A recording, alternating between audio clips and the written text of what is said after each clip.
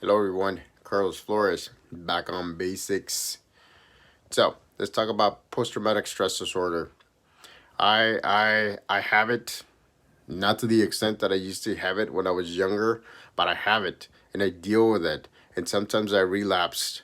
And I want to make sure that you understand that there's always a way to reduce it. There's always a way to eliminate it, but by reducing it, you'll be able to not have as many episodes as you used to when it was at its peak. And so some of the things to do is exercise is key.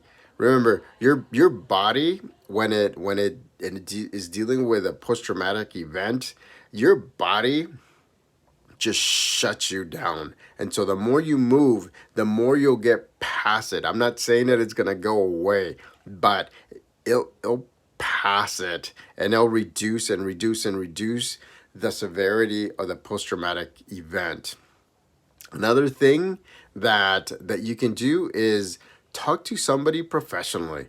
I mean, even I had to do groups, especially when my dad passed away, and groups when before talking about the events, that traumatic events that happened when I was a child, with the war in El Salvador. And so those things just sometimes they add up, they build up, and so they become bigger. And sometimes if you're not doing the things that you need to do or the things that you have to do, they will become bigger, and then you won't be able to do anything. And so I always, and I'm using myself as an example, so that way you know that is not just you, right? I always make sure to have, and that's what I tell you, mind, body, emotional balance, because the more balance you have in your life, the less likely that you're gonna get, if you have it,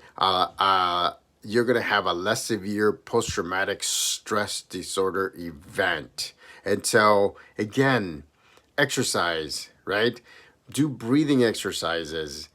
Do something mental, so that way you can help yourself by not being in your head. Make sure that you're talking to a professional.